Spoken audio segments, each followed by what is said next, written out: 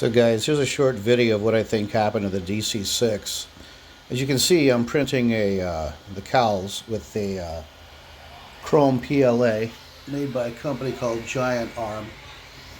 And while it makes good non-structural parts, as you can see, the cowls look beautiful. It does not work good for wing components. This is a part of the flap. You can see it crushes pretty good. Now the entire wing of my DC-6 was made of this. I went ahead and printed the same piece out of regular PLA, non-chrome. Same settings, same everything.